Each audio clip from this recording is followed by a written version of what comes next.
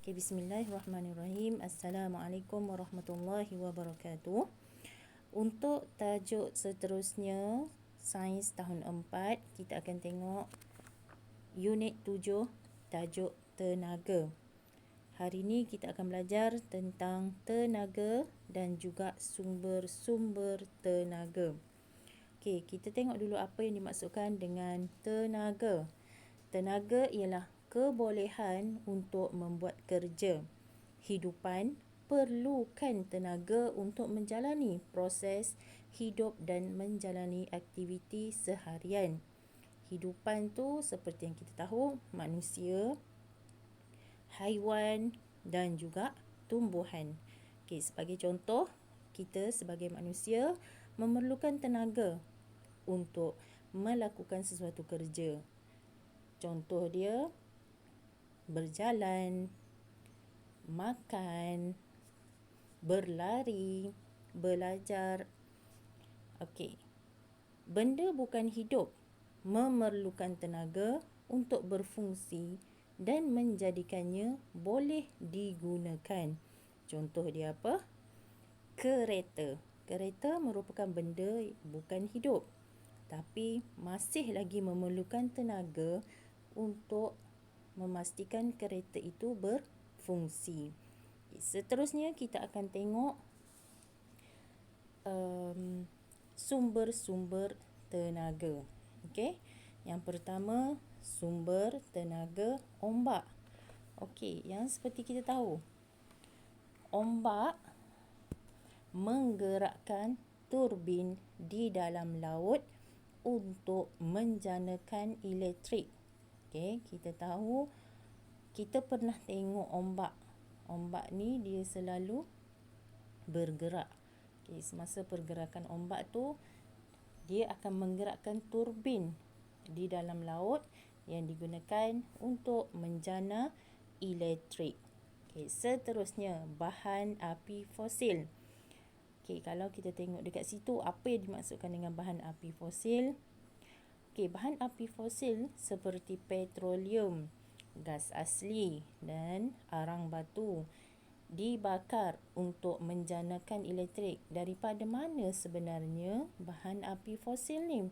Okey, bahan api fosil ni sebenarnya terbentuk daripada pemendapan bahan-bahan contoh seperti tulang-tulang yang tertanam di dalam tanah, yang nak membentuknya tu memerlukan berjuta-juta tahun.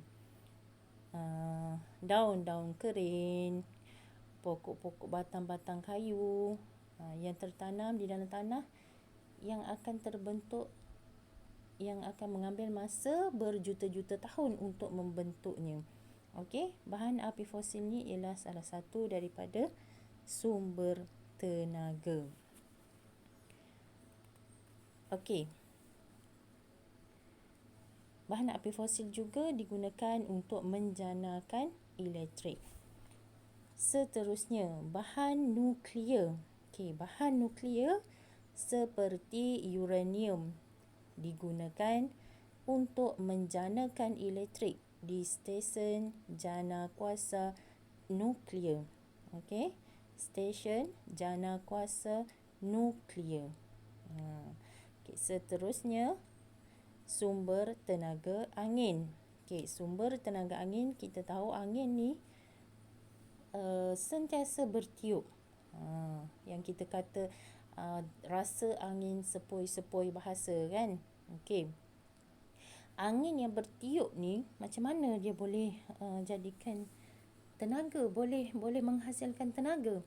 Okey, angin yang bertiup akan menggerakkan kincir angin untuk menjanakan elektrik. Boleh rujuk dekat buku muka surat 125 macam mana bentuk kincir angin.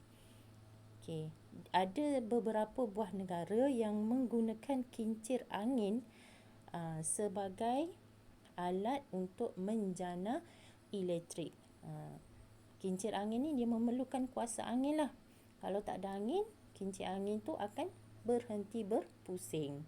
So, maksudnya berhentilah proses menjanakan elektrik. Tapi kita tahu angin sentiasa ada, cuma kuat ataupun tidak. Okey. Sumber seterusnya ialah biojisim. Okay. Biojisim ialah bahan daripada tumbuh-tumbuhan atau tinja haiwan yang digunakan untuk menghasilkan bahan api dan menjanakan elektrik. Okey, apa tu bahan daripada tumbuh-tumbuhan? Okey, contoh dia tumbuh-tumbuhan, kayu-kayu kering yang dah mereput, yang dah tidak diperlukan, yang dah ditebang, yang merata di atas tanah. Okey, kayu-kayu ni kita boleh ambil untuk menghasilkan bahan api dan juga menjanakan elektrik. Sama juga dengan tinja haiwan. Tinja haiwan kita boleh kumpulkan untuk dijadikan sebagai bahan api dan menjanakan elektrik. Okey, seterusnya sumber air. Okey, air yang mengalir menggerakkan turbin di empangan untuk menjanakan elektrik. Okey. Seperti ombak juga yang mengalir, yang bergerak, air pun sama. Kaedah dia sama. Air yang bergerak tu dia menolak, dia menggerakkan turbin di empangan. Kalau ombak menggerakkan turbin di dalam laut. Tapi air mengalir menggerakkan turbin di empangan untuk menjanakan elektrik. Elektrik ni akan yang digunakan di rumah-rumah. Okey. Okey, seterusnya sumber tenaga matahari. Okey, ini ialah sumber yang utama. Matahari merupakan sumber tenaga yang paling utama. Tenaga matahari boleh digunakan untuk menjanakan elektrik melalui panel suria. Apa itu panel suria? Okey, awak boleh murid-murid semua boleh tengok panel suria biasanya akan diletakkan di bumbung-bumbung rumah ataupun bangunan-bangunan besarlah biasanya, supaya dia dapat serap cahaya matahari dan dikumpulkan untuk juga menjana kuasa elektrik. Okey. Setakat itu dulu untuk tenaga dan sumber tenaga. Murid-murid boleh tengok buku teks muka surat 123 hingga 125.